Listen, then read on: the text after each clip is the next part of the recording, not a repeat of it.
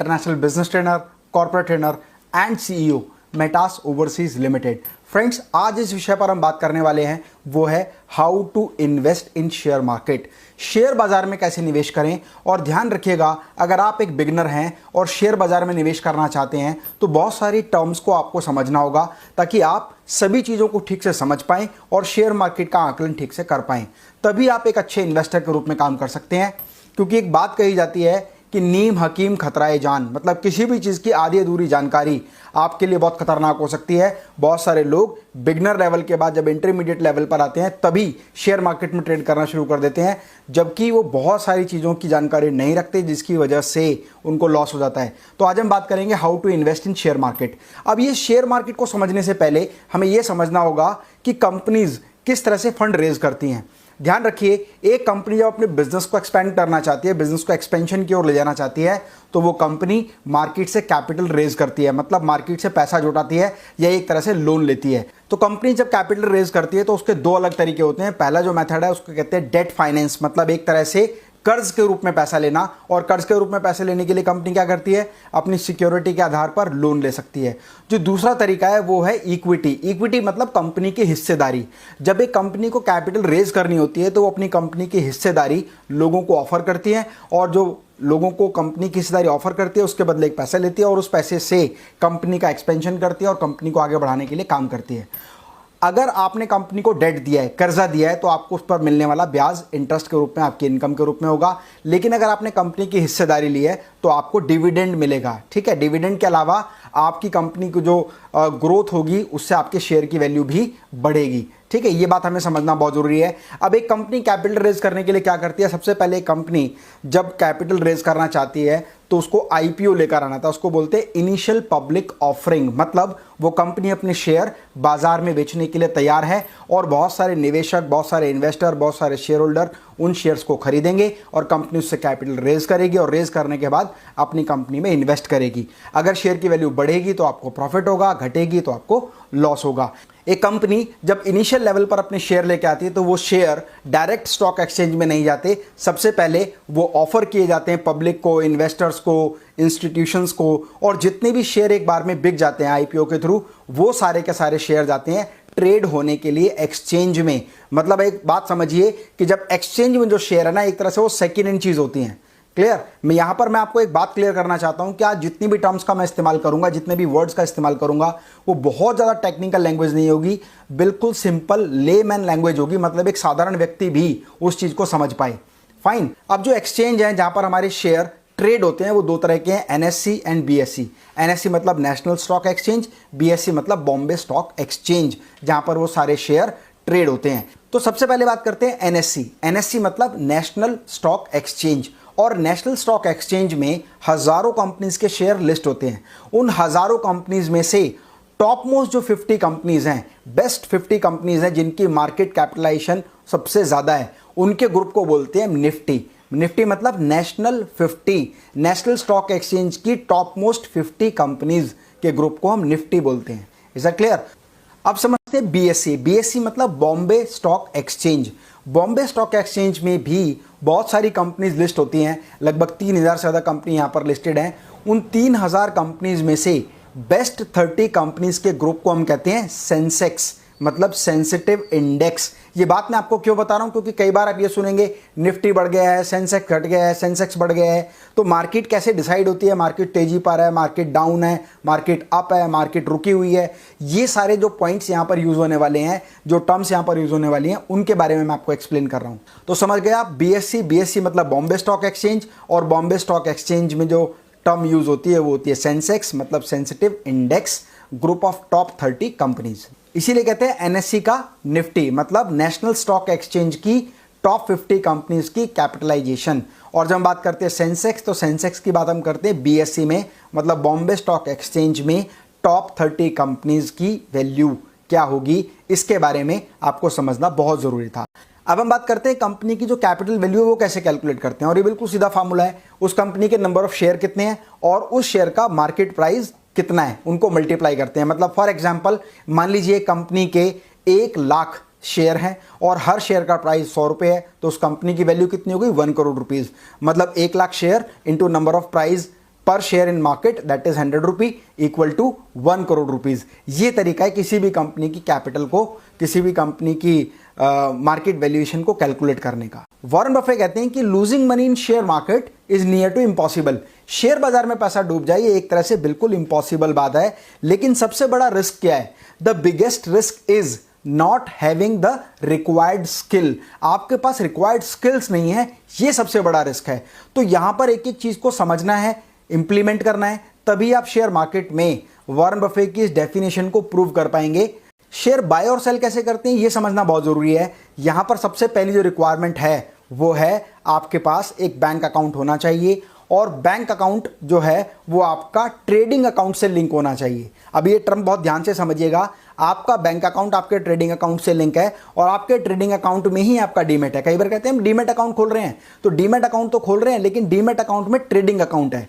अब क्या होगा, जब भी आप कोई शेयर खरीदेंगे तो वो शेयर, जब आप एज ए इन्वेस्टर कोई शेयर खरीदेंगे तो वो शेयर खरीदने के लिए आप अपने अकाउंट से पैसा ट्रांसफर करेंगे ट्रेडिंग अकाउंट में, और ट्रेडिंग अकाउंट से आप शेयर बाय या सेल कर सकते हैं। जैसे आपने मान लीजिए रिलायंस कंपनी के 100 शेयर खरीदे, तो आपने सबसे पहले पैसा अपने बैंक अकाउंट से ट्रेडिंग अकाउंट में ट्रांसफर किया, और उस ट्रेडिंग अकाउंट से आपने ट्रेड किया, आपने 100 शेयर बाय किए।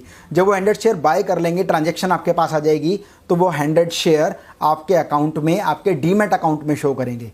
फाइन। यहां चार्ट आप ध्यान से देखिए कि आपका बैंक अकाउंट, बैंक के साथ लिंक है ट्रेडिंग अकाउंट, ट्रेडिंग अकाउंट का लिंक है डीमेट अकाउंट। जो भी चीज आप ट्रेडिंग अकाउंट से खरीदेंगे वो बाय और सेल वो स्टॉक मार्केट से होगी, मतलब एक्सचेंज से होगी। और जो भी चीज आप एक्सचेंज से खरीद या बेच रहे हैं, जो खरीदने बेचने वाला व्यक्ति है उसको हम कहते हैं ट्रेडर। मतलब अगर आप शेयर खरीदेंगे या बेचेंगे तो आप ट्रेडर कहलाएंगे, आपके अकाउंट से ही ट्रेड होगा जो कि एक्सचेंज के साथ जुड़ा हुआ होगा। ये बहुत इंपॉर्टेंट बात है। कई बार क्या होता है कि आपने एक ही बैंक में, मान लीजिए आईसीआईसीआई बैंक है, तो आईसीआईसीआई बैंक में आपका अकाउंट है, उसी में आपने अपने अकाउंट को डीमैट और ट्रेडिंग से लिंक किया हुआ है, तो आपको लगता है कि मेरा एक ही अकाउंट है। फाइन। जबकि ये 3 अलग अलग प्रारूप हैं। सबसे पहले आपका सेविंग अकाउंट, सेविंग अकाउंट से ट्रेडिंग, ट्रेडिंग से आपका डीमैट। फाइन। ट्रेडिंग में हुआ जिसमें आप ट्रेड करेंगे, जिसमें सबसे ऊपर टर्म आप देख रहे हैं उसमें लिखा हुआ है ट्रेडर, मतलब आप। कई बार ट्रेडर आप खुद नहीं होते, बहुत सारे लोग खुद शेयर ट्रेड नहीं करते, वो अपने एजेंट के थ्रू काम करते हैं, जो या शेयर ब्रोकर के थ्रू काम करते हैं, या अपने मैनेजर के थ्रू काम करते हैं, एग्जीक्यूटिव को अपॉइंट करते हैं जो उनके बिहाफ पर शेयर की बाय एंड सेल करता है। और जो भी शेयर आप खरीदेंगे बेचेंगे वो आपके स्टॉक एक्सचेंज से लिस्टेड होगा, और आपके स्टॉक एक्सचेंज के थ्रू ही शेयर खरीदे और बेचे जाएंगे। जो भी शेयर आप खरीदेंगे वो आपके डीमैट अकाउंट में आएंगे, और जो भी शेयर आप बेचेंगे वो डीमैट अकाउंट से निकल जाएंगे। Is that clear? तो एज ए ट्रेडर जो आपका अकाउंट है, आपका सेविंग अकाउंट, उसी के साथ आपका ट्रेडिंग अकाउंट और डीमैट अकाउंट लिंक है जो स्टॉक एक्सचेंज में डील करता है। कई बार आप एक ही बैंक से करते हैं तो बहुत बेस्ट रहता है। बहुत सारे लोग का सेविंग अकाउंट है एचडीएफसी में, ट्रेडिंग अकाउंट है आईसीआईसीआई का, तो एचडीएफसी से आईसीआईसीआई में ट्रांसफर करते हैं तो वहाँ पर डिले हो जाता है, मतलब पेमेंट का डिले रहता है। इसीलिए कोशिश करें कि जिस बैंक में आपका अकाउंट है उसी बैंक में आपका डीमैट और ट्रेडिंग अकाउंट होना चाहिए। अब बात करते हैं कि आपके डीमैट अकाउंट में क्या क्या चीज़ें रख सकते हैं, या आप अपने ट्रेडिंग अकाउंट से क्या क्या चीज़ें खरीद सकते हैं। जैसे आप इनसे बॉन्ड्स खरीद सकते हैं, आप इनसे शेयर्स खरीद सकते हैं, आप म्यूचुअल फंड्स खरीद सकते हैं, आप ईटीएफ खरीद सकते हैं, एक्सचेंज ट्रेडेड फंड, ये आप खरीद सकते हैं, गवर्नमेंट सिक्योरिटीज़ खरीद सकते हैं। ये सारी की सारी चीज़ें कहाँ सेव होती हैं? आपके डीमैट अकाउंट में। Is that clear? तो ये टर्म बहुत अच्छे से पता होनी चाहिए, क्योंकि बहुत सारे लोगों को ये पता ही नहीं होता कि ट्रेडिंग अकाउंट क्या है, डीमैट अकाउंट क्या है, क्योंकि वो लिंक होता है एक ही साथ, तो पता नहीं चल पाता उनको। तो एक एक टर्म आपकी जब क्लियर होगी तभी आप एक्सपर्टीज लेवल तक पहुंचेंगे। When to buy, when to sell और व्हेन टू होल्ड को समझने के लिए एक बहुत बड़ा क्वेश्चन है, how the stock market really works. वास्तविकता में स्टॉक मार्केट काम कैसे करती है? देखिए, मैंने आपको बताया कि जब कंपनी आईपीओ लेकर आती है तो वो शेयर आपस में ट्रेड होता है, एक दूसरे लोग खरीदते हैं, और उसके बाद जितने भी शेयर बिक जाते हैं, चाहे वो इंस्टीट्यूशन खरीदे, ट्रेडर खरीदे या प्रोमोटर खरीदे, उसके बाद वो शेयर ट्रेड होने के लिए एक्सचेंज में जाते हैं। अब जो एक्सचेंज है वहाँ पर ये डिपेंड करता है कि आपके शेयर के डिमांड और सप्लाई कितनी है। अब ये डिमांड एंड सप्लाई कैसे डिसाइड होती है? जब आप शेयर खरीदना चाहते हैं तो आप समझ लीजिए शेयर की डिमांड कर रहे हैं। उदाहरण के रूप में लेते हैं, मैंने भी आपको बताया था एक कंपनी के 1 लाख शेयर हैं और 100 रुपये का एक शेयर है, कैपिटलाइजेशन जो है वो 1 करोड़ रुपए है। अब उस 1 करोड़ में से जब कंपनी ने अपना आईपीओ लेके आई तो कंपनी सिर्फ 10,000 शेयर का आईपीओ लेके आई, और 10 के 10,000 शेयर प्रोमोटर्स ने, ट्रेडर्स ने, इन्वेस्टर्स ने, सभी ने खरीद लिए, और वो 10,000 शेयर लिस्ट हो गए कहाँ पर? एक्सचेंज में बिकने के लिए। अब जो शेयर एक्सचेंज में बिकने के लिए हैं तो बहुत सारे लोग उसको बेचेंगे और बहुत सारे लोग खरीदेंगे जब उस शेयर की डिमांड ज़्यादा होगी और शेयर कम अवेलेबल होंगे, मतलब बेचने वाले कम हैं और खरीदने वाले लोग ज़्यादा हैं, तो उसका प्राइस बढ़ने लग जाएगा। ये डिमांड एंड सप्लाई के रूल की तरह काम करता है। और जब उस शेयर का प्राइस घटेगा तो कैसे घटेगा कि क्या होगा कि आपकी सप्लाई ज़्यादा हो जाएगी और डिमांड कम, मतलब खरीदने वाले कम होंगे और बेचने वाले ज़्यादा, तो इस केस में उस शेयर का प्राइस घटना शुरू हो जाएगा। अब यहाँ ये बात समझना बहुत ज़रूरी है कि शेयर के डिमांड एंड सप्लाई डिसाइड कौन करता है। आपको लगता है आपने शेयर खरीदे तो आप डिमांड और सप्लाई को डिसाइड कर रहे हैं, या आप बेच रहे हैं तो डिमांड एंड सप्लाई आप डिसाइड कर रहे हैं।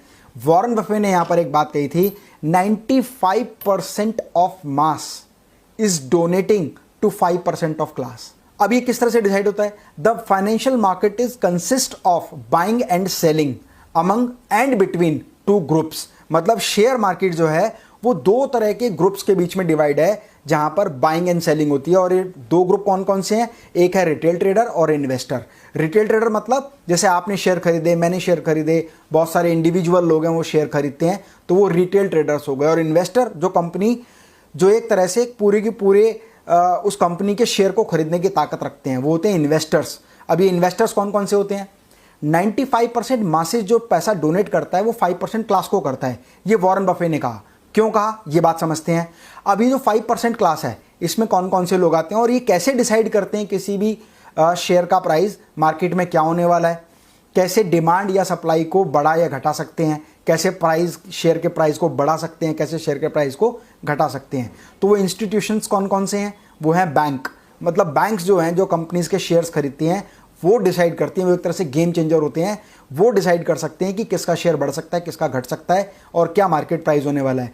बैंक्स हैं, म्यूचुअल फंड्स, आप जितने भी म्यूचुअल फंड्स खरीदते हैं, जैसे आपने HDFC म्यूचुअल फंड खरीदा, ICICI म्यूचुअल फंड खरीदा, ये सारी कंपनीज शेयर मार्केट में निवेश कर देती हैं। तो मतलब म्यूचुअल फंड की जो कंपनीज हैं वो भी डिसाइड करती हैं कि मार्केट किस तरीके से होने वाली है। इंश्योरेंस कंपनीज, आप जो भी इंश्योरेंस लेते हैं वो इंश्योरेंस कंपनीज भी अपना पैसा शेयर मार्केट में इन्वेस्ट करती है, वो एक तरह के इंस्टीट्यूशंस होते हैं। फाइनेंशियल इंस्टीट्यूशंस मतलब बहुत सारी ऐसी कंपनीज जिनका काम ही फाइनेंस के ऊपर करना है, वो भी शेयर मार्केट में इन्वेस्ट करती हैं। डोमेस्टिक इंस्टीट्यूशंस एंड इन्वेस्टर्स, ये भी शेयर मार्केट में इन्वेस्ट करते हैं।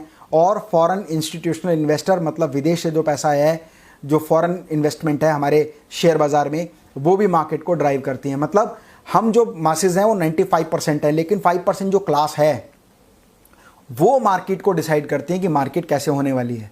फाइन। अब अगर हमें शेयर में ट्रेड करना है, बाय करना है, सेल करना है, होल्ड करना है, तो कभी भी न्यूज़ को फॉलो नहीं करना।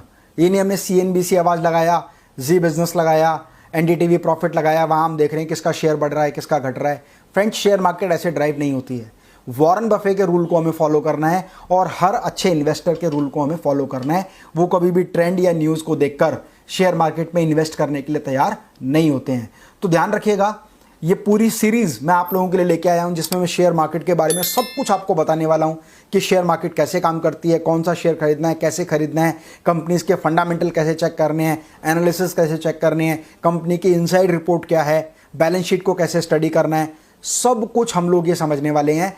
अगर आपको लगता है कि ये वीडियो आपके लिए बहुत वैल्यूएबल होने वाला है तो चैनल को तुरंत सब्सक्राइब कर लें, क्योंकि शेयर मार्केट में इन्वेस्टिंग के सारे फार्मूले, सारे गुण मैं आपको यहाँ पर सिखाने वाला हूँ। आने वाली वीडियोस में हम बात करेंगे शेयर मार्केट में ट्रेड करते समय कैसे हम ये डिसाइड करते हैं कि इस कंपनी का शेयर अच्छा है या बुरा, इस कंपनी का शेयर का जो प्राइस अभी चल रहा है वो खरीदने के लिए ठीक है या नहीं, अभी बाय करना है या नहीं करना। ये सारी बातें हम सीखेंगे और समझेंगे और बहुत सारी टेक्निकल चीज़ों में हम लोग एक्सपर्ट बनेंगे।